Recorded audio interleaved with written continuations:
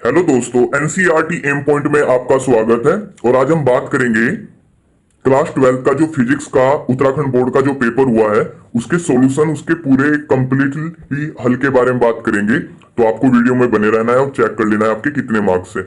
मैं आपको एक बात बता देना चाहता हूँ, थोड़ा सा पेपर टफ आया था आज का, जो फिजिक्स का है प्रीवियस ईयर के पेपर से। ठीक है, तो इसके सॉल्यूशन के बारे में देखते हैं। एक वोल्ट 1 वोल्ट विभवांतर पर त्वरित इलेक्ट्रॉन की ऊर्जा होती है, तो 1 इलेक्ट्रॉन वोल्ट होती है।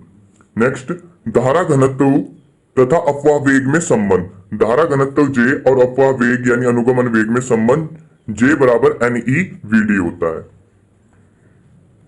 किसी एक समान चुंबकीय क्षेत्र में एक इलेक्ट्रॉन क्षेत्र के लंबवत प्रवेश करता है, इलेक्ट्रॉन का पथ होगा। तो हम जानते हैं कि F इक्वल टू क्या होता है, QVB साइन थीटा होता है। और थीटा यदि 90 डिग्री हो तो हमारे पास F क्या मिलेगा, मैक्सिमम मिलेगा। और इसमें क्या होगा, इसमें जो इलेक्ट्रॉन का पथ होगा वो वर्ताकार हो जाएगा, लेकिन उसकी वर्त पर चाल नहीं बदलेगी। तो ऑप्शन आपका थर्ड सही हो जाएगा। लेंज का नियम किस भौतिक राशि के संरक्षण पर आधारित है, तो ऊर्जा संरक्षण के नियम पर आधारित है। निम्नलिखित में से कौन सी तरंगे विद्युत चुंबकीय तरंगे है, तो धम्मी तरंगे तो यांत्रिक तरंगे होती है, ये भी नहीं है। रस्सी में उत्पन्न तरंगे आपके अनुप्रस्थ तरंगे होती है, तो रेडियो तरंगे हैं। ठीक है, तो रेडियो तरंगे बिल्कुल इसका आंसर सही है। आगे देख लेते हैं नेक्स्ट। आगे क्वेश्चन में बोला गया है कि 60 डिग्री कोण वाले प्रिज्म में अल्पतम विचलन की स्थिति में एक किरण 30 डिग्री कोण से विचलित होती है, तो प्रिज्म पर किरण का आपतन कोण क्या होगा। तो हम जानते हैं कि n बराबर क्या होता है, sine A plus del M by 2 upon sine A by 2। इसको आप कंपेयर यदि स्नेल लॉ से करोगे, n बराबर sine I upon sine R से करोगे, तो I की जगह आपका ये मिल जाएगा और R की जगह A बाई 2 मिल जाएगा। तो I की जगह यदि हम कंपेयर करके लिखें, I बराबर A plus del M by 2। अब आप देख लो कि जो प्रिज्म का कोण है वो 60 डिग्री है और अल्पतम विचलन कोण कितना है, 30 डिग्री है, बाई 2। तो 60 और 30 कितने हो गए, 90 बाई 2 यानी 45 डिग्री। तो आपका आंसर क्या हो जाएगा, इसका आंसर सही हो जाएगा सेकंड, 45 डिग्री। ठीक है, आगे देखते हैं नेक्स्ट क्वेश्चन पर। हाइड्रोजन परमाणु में इलेक्ट्रॉन की प्रथम कक्षा की त्रिज्या 0.53 एंगस्ट्रॉम है, इसकी तीसरी कक्षा की त्रिज्या क्या होगी। हम जानते हैं कि Rn इक्वल टू क्या होता है, 0.53 क्रॉस n का स्क्वायर। अब देखो n आपके पास 3 है, तो 3 यहां पर रखोगे, 9 की मल्टीप्लाई जब इसके साथ करोगे तो एंगस्ट्रॉम में आपकी 4.77 एंगस्ट्रॉम आपका आंसर सही हो जाएगा। आगे जो क्वेश्चन बोला गया है कि पीएन संधि डायोड के अवक्षय परत में होते हैं, तो ना तो कोटर होते हैं ना इलेक्ट्रॉन होते हैं। ठीक है, ये क्वेश्चन इसमें आया हुआ था। आगे जो देख लेते हैं हम, नेक्स्ट क्वेश्चन की बात करते हैं। यहां पर बोला गया किसी परिपथ में प्रत्यावर्ती धारा का शीर्ष मान, मतलब आई जीरो आपको √2 दे दिया शीर्ष मान, अधिकतम मान कितना दे दिया आपको, √2 एम्पियर दे, धारा का वर्ग माध्यम मूल मान यानी IRMS equal to I0 by √2। ये फॉर्मूला होता है, I0 की वैल्यू √2 है, √2 से √2 कैंसिल, तो 1 एम्पियर इसका आंसर आ गया। ठीक है, किसी गोलीय दर्पण की फोकस दूरी वक्रता त्रिज्या में संबंधित, 10th का क्वेश्चन है। फोकस दूरी वक्रता त्रिज्या की क्या होती है, आधी होती है, तो F by R by 2, F equal to R by 2। आगे जो इसका आंसर क्या हो जाएगा, प्रकाश विद्युत धारा पर प्रकाश की तीव्रता के प्रभाव को ग्राफ प्रदर्शित कीजिए।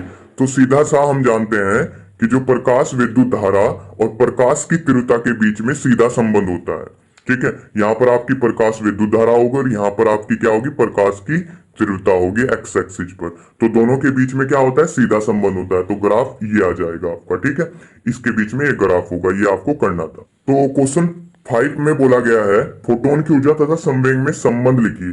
तो अपेक्षिकता का जो सिद्धांत होता है उसमें जो कण होता है, पार्टिकल होता है, कण, किसी भी कण की जो ऊर्जा और संवेग में संबंध होता है वो equal to √p² c² plus m0 square और c की पावर 4। अब यदि फोटोन की बात करें, फोटोन m0 फोटोन का विराम द्रव्यमान होता है और m0 फोटोन का विराम द्रव्यमान 0 होता है, तो ये पूरी क्वांटिटी 0 हो गई। जैसे ये 0 हुई तो ये स्क्वायर स्क्वायर अंडर रूट से हट गया, तो E बराबर कितना आ गया, PC आ गया। तो ये फोटोन की ऊर्जा और संवेग में संबंध आ गया E बराबर PC। ठीक है, आप दूसरे तरीके से भी इसको निकाल सकते हो, P बराबर एच न्यू बाई C से भी निकाल सकते हो। आगे क्वेश्चन 6 में बोला गया है किसी तत्व की परमाणु संख्या Z, द्रव्यमान संख्या A, नाभिक में न्यूट्रॉनों की संख्या कितनी होगी। तो हमको पता है कि A बराबर क्या होता है, Z प्लस N होता है, यानी नाभिक में प्रोटॉन और न्यूट्रॉन दोनों होते हैं, उनका सम द्रव्यमान संख्या के बराबर होता है। तो यहां से आपको न्यूट्रॉन कितना मिल जाएगा, A माइनस Z मिल जाएगा। ठीक है, तो ये आपको लिखना था। 7 क्वेश्चन है जो, उसमें बोला गया कि एंड गेट का बूलियन व्यंजक लिखिए। जो एंड गेट है उसका बूलियन व्यंजक जो होता है वो y equal to A dot B होता है, यानी A एंड B। ठीक है, आगे चलते हैं। आगे क्वेश्चन में बोला गया है कि 12 पिको फैरेड का एक संधारित्र 50 वोल्ट बैटरी से जुड़ा है, संधारित्र में कितनी स्थिर विद्युत ऊर्जा संचित होगी। तो विद्युत ऊर्जा संचित U बराबर 1/2 CV स्क्वायर। तो C आपको पता है 12 पिको फैरेड यानी 12 क्रोस 10 की पावर माइनस के 12, और वोल्ट भी आपको पता है 50 वोल्ट। तो जब वैल्यू रखोगे तो यहां से आंसर आपको मिल जाएगा जूल में। वास्तविक ट्रांसफॉर्मर में ऊर्जा 6 के 2 कारण, तो आप लिख सकते थे भंवर धाराएं, ठीक है, और विद्युत फ्लक्स के कारण भी। तो ये आपका आंसर था इसमें। क्वेश्चन 10 में जो बोला गया है कि यदि प्राथमिक कुंडली में बहने वाली 3.0 एम्पियर की धारा 0.0 सेकंड में शून्य हो जाती है, मतलब यहां पर आपको, तो द्वितीय कुंडली में उत्पन्न प्रेरित विद्युत वाहक बल द्वितीय कुंडली में बोला, देखो इन कुंडलियों के मध्य अनुन्वय प्रेरण गुणांक क्या होगा। तो इसका आंसर देखो, यहां से आपको क्या दे दिया, डेल्टा।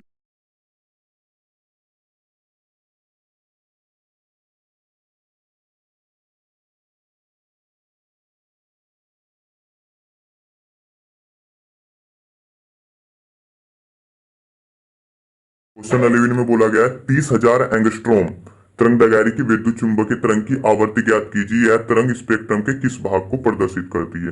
तो 30,000 एंगस्ट्रॉम तरंग दैर्घ्य की विद्युत, तो न्यू बराबर क्या होता है, C बाई लैम्डा होता है ना। C कितना होता है, 3 क्रॉस 10 की पावर 8, और ये 30,000 एंगस्ट्रॉम दिया है, यानी 3 क्रॉस 10 की पावर 4 लिख सकते हो, और एंगस्ट्रॉम में 10 की पावर माइनस के 10 लिख सकते हैं।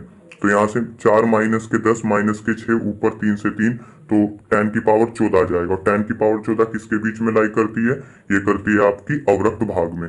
तो यह तरंग स्पेक्ट्रम किस भाग को प्रदर्शित करेगी, अवरक्त भाग को। तो यहाँ से क्वेश्चन में आगे क्या बोला गया, आगे क्वेश्चन को देख लेते हैं। क्वेश्चन नंबर 12 को, 6,000 एंगस्ट्रॉम तरंग दैर्घ्य का प्रकाश वायु से 1.5 अपवर्तनांक वाले माध्यम में प्रवेश करता है, माध्यम में इसका वेग और आवृत्ति ज्ञात करो। तो हमको पता है कि n बराबर क्या होता है, C बाई V, मतलब n अपवर्तनांक बराबर प्रकाश निर्वात में प्रकाश की चाल बटे वेग।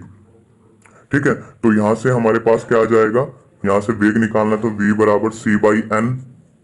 C मुझे पता है, N अपवर्तनांक 1.5 दिया हुआ है, तो यहां से न्यू आ गया। और जैसे न्यू आ गया तो हमको पता है कि लैम्डा बराबर C बाई न्यू होता है, यानी न्यू बराबर lambda by C by lambda होता है। लैम्डा आपको पता है, C भी आपको पता है, तो आवृत्ति भी आप आसानी से निकाल सकते हो।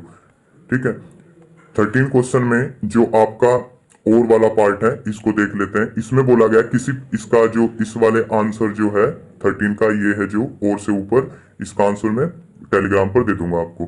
किसी पारदर्शी माध्यम का ध्रुवण कोण IP है, उस माध्यम प्रकाश की चाल V है, यदि निर्वात में प्रकाश की चाल C हो तो IP का मान C तथा V के पदों में ज्ञात कीजिए। तो इसमें करना क्या था, आपको ब्रूस्टर का नियम टोटली आपको लगाना था, यानी N बराबर आपका होता है tan IP। IP क्या है, आपका ध्रुवण कोण है, तो आपको IP का मान C और V के पदों में, तो IP बराबर कितना हो जाएगा, ये tan इधर आकर tan इनवर्स N बन जाएगा। और हमको पता है कि अपवर्तनांक अपवर्तनांक को क्या लिख सकते हैं हम, अपवर्तनांक बराबर N बराबर होता है C बाई V। तो IP बराबर क्या आ गया, tan inverse C by V। तो आपको पूरा बूस्टर का नियम यहाँ तक करना था, और फिर बाद में आपको N की जगह C बाई V करना था। तो ये C और V के पदों में व्यक्त हो गया। परावर्तित दूरदर्शी का नामांकित चित्र आपने बना लिया होगा। 4 अर्धायुओं के पश्चात किसी रेडियोएक्टिव पदार्थ की कितने प्रतिशत मात्रा शेष रह जाएगी। ये पूरा केमिस्ट्री पर आधारित क्वेश्चन था जो रासायनिक बलगति में था, ये आप लोगों ने कर लिया होगा। एलईडी क्या है, एलईडी के कम शक्ति पारंपरिक ताप दीप्ति लैंपों की तुलना में 2 लाभ लिखे। तो एलईडी लाइट इमिटिंग डायोड, इसका आपको फोटो बनाना था, ये क्या है ये आपको बताना था। आपने कर लिया होगा जेनर डायोड की कार्य प्रणाली। ठीक है, इसके बाद आगे क्वेश्चन देखते हैं हम। ये क्वेश्चन नंबर था हमारा 16 के बाद 17 आपका क्वेश्चन है। इसमें कूलाम का नियम लिखिए तथा इसे वेक्टर स्वरूप में प्रदर्शित कीजिए। तो आराम से कूलाम का नियम लिख सकते हैं, उसको वेक्टर में आप लिख सकते थे F12 vector equal to 1/4πε0 into Q1 Q2 by R का स्क्वायर R कैप 12, आप 12 में फिर 21 में, ठीक है, एक दूसरे पर फोर्स। अब आगे क्वेश्चन जो लिखा हुआ है ये पूरा एनसीईआरटी का क्वेश्चन है। 1.5 माइक्रोकुलाम और 2.5 माइक्रोकुलाम आवेश वाले दो सूक्ष्म गोले 30 सेंटीमीटर दूर स्थित है। दोनों आवेशों को मिलाने वाली रेखा के मध्य बिंदु पर विद्युत क्षेत्र ज्ञात कीजिए। देखिए 1.5 माइक्रोग्राम 2 आवेश को दो सूक्ष्म गोलों पर, दोनों आवेशों के मिलाने वाली रेखा के मध्य बिंदु पर ई ज्ञात करना है आपको, ठीक है। तो E equal to 1/4πε0 into Q by R square. देखो यहाँ से दो आवेश रखे हुए, इनके मध्य बिंदु O है, तो आवेश Q के कारण बिंदु O पर विद्युत क्षेत्र E1 होगा जो कि प्लस से दूर होगा E1, तो ये आ गया 6 × 10⁵ न्यूटन पर कूलम। इसकी दिशा क्या होगी, A से O की ओर होगी। ऐसे ही जब E2 निकालेंगे तो B आवेश के कारण बिंदु O पर निकालेंगे तो आ जाएगा 10 × 10⁵ न्यूटन पर कूलम। पहला E1 के कारण 6 आया, दूसरा 10 आया, तो ज्यादा कौन आया E1 E2 में, E2 ज्यादा आया। तो दिशा किसकी ओर होगी, जो परिणामी होगा, जो परिणामी आएगा रिजल्टेंट विद्युत क्षेत्र बिंदु O पर, दिशा होगी B से O की तरफ। तो E बराबर आ गया E2 माइनस E1, दिशा B से A की तरफ। तो हमको E2 भी पता है, E1 भी पता है, तो E का आंसर आ गया 4 × 10⁵ न्यूटन पर कूलम। ये था। एक उत्तल लेंस के पदार्थ का अपवर्तनांक n है, इसे n1 अपवर्तनांक वाले किसी माध्यम में डुबा दिया जाता है। प्रकाश का एक समांतर किरण पुंज लेंस पर आपतित होता है। निम्न परिस्थितियों में अपवर्तित किरणों के पथ को चित्रित कीजिए। तो यहाँ पर n1 जो है वो किसका अपवर्तनांक है, n1 अपवर्तनांक वाले किसी माध्यम में डुबा दिया जाता है, मतलब दारू का अपवर्तनांक है n1। और n किसका अपवर्तनांक है, उत्तल लेंस के पदार्थ का अपवर्तनांक है। तो n1 एक कंडीशन में n से बड़ा है, एक कंडीशन में n से छोटा है, और एक कंडीशन में n1 n के बराबर है। तो इसका आंसर देख लेते हैं।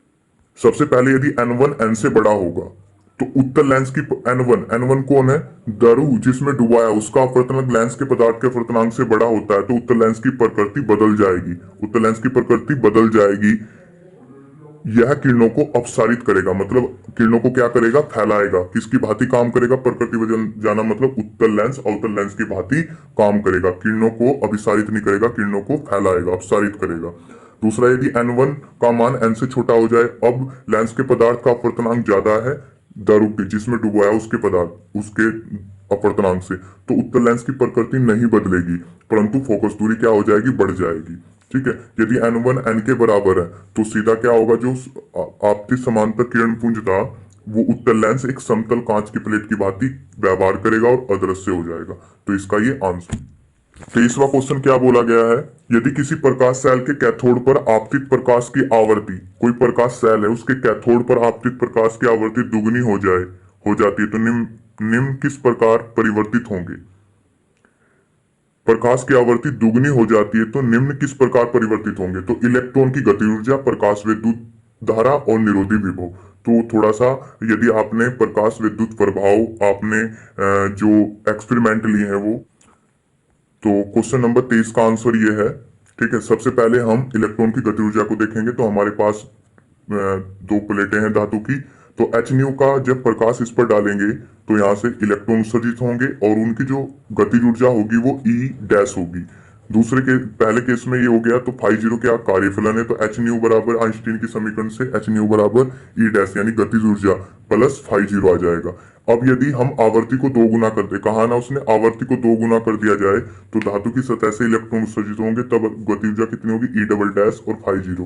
तो 2h न्यू को क्या कर दिया, डबल कर दिया, तो यहाँ से E double dash plus phi zero आ जाएगा। इक्वेशन फर्स्ट और इक्वेशन सेकंड हमने क्या किया, इक्वेशन सेकंड में इक्वेशन फर्स्ट की वैल्यू पुट कर दी 2E dash plus phi zero और equal to E double dash plus phi zero.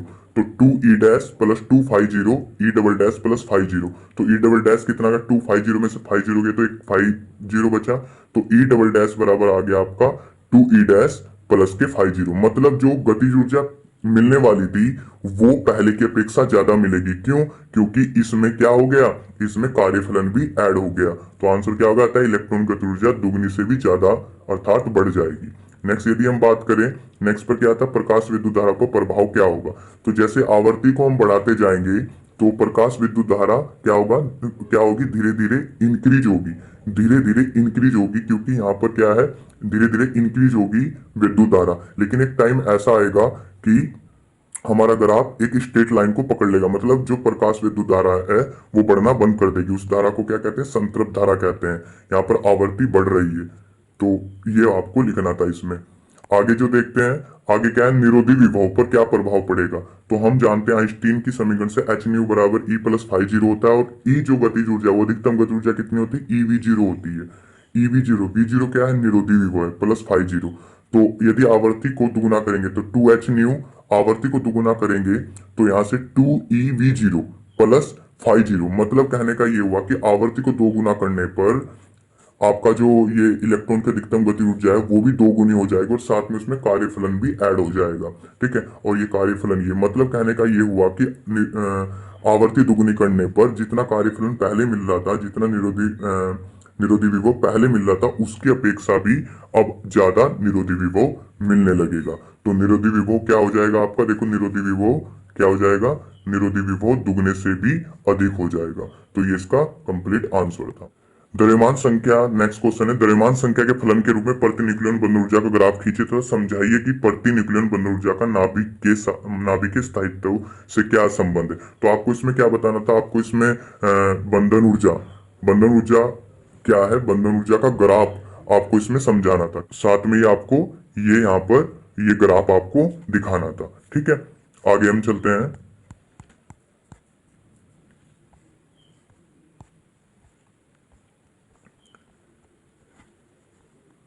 इसके बाद नाभ की, ये और में दिया गया था, नाभ के संलयन में 1 ग्राम हाइड्रोजन से 0.993 ग्राम हीलियम प्राप्त होती है। यदि जनित्र की दक्षता 5% हो तो उत्पन्न ऊर्जा की गणना कीजिए। तो 1 ग्राम हाइड्रोजन से 0.993 ग्राम हीलियम प्राप्त होता है। तो इसका आंसर मैं आपको दिखा देता हूं। तो इसमें हमको क्या निकालना था, इसमें हमको उत्पन्न ऊर्जा निकालनी थी। द्रव्यमान क्षति कितनी मिल जाएगी हमको, द्रव्यमान क्षति मिल जाएगी 1 में से 0.993 यदि माइनस करेंगे तो 0.007 ग्राम आएगा, यानी इसको केजी में हमने बदल दिया। अब उत्पन्न ऊर्जा डेल्टा ई क्या होगी, डेल्टा एम क्रॉस सी स्क्वायर क्रॉस 5%। तो यहाँ से जब इसको सोल्व करेंगे तो 315 क्रॉस 10⁸ जूल इसका आंसर आ जाएगा। तो ये था। नैंड और नॉर गेट का तर्क प्रतीक कीजिए तथा इनकी सत्यता सारणी दीजिए। तो इस तरह के क्वेश्चन मैंने बताए थे आपको। ठीक है, नैंड और नॉर गेट बहुत मोस्ट इंपोर्टेंट है। पीएन संधि डायोड का उपयोग करके पूर्ण तरंग दृष्टिकारी का परिपथ आरेख और निवेश और निर्गत वोल्टता के तरंगों को बनाते हैं, उनकी क्रियाविधि को समझाइए। नेक्स्ट क्वेश्चन देख लेते हैं। इसमें आपने 26वें मीटर सेतु किया होगा, इसका जो आंसर है वो मैं किरचॉफ के नियम पर है, ये इसका न्यूमेरिकल मैं टेलीग्राम पर इसको शेयर कर दूंगा। आगे जो क्वेश्चन बोला गया है, एक परमाणु में एक इलेक्ट्रॉन नाभिक, आपने बायोसेवर्ट का नियम किया होगा। लेंस निर्माती सूत्र मोस्ट इंपोर्टेंट था, ये आपने किया होगा, या इसमें से द्वितीय तरंगिका का सिद्धांत किया होगा। तो दोस्तों ये आपका सॉल्यूशन था जो कि मैंने आपको बताया। इधर आप देख भी सकते हो, ये सॉल्यूशन इसके इधर मैंने दिए गए हैं। ठीक है, तो दोस्तों ये वीडियो आपको कैसी लगी प्लीज लाइक कीजिए, कमेंट कीजिए, और अब तक आपने हमारे चैनल को सब्सक्राइब नहीं किया तो प्लीज चैनल को जरूर सब्सक्राइब कर लीजिए। मिलते हैं नेक्स्ट वीडियो में। Thank you.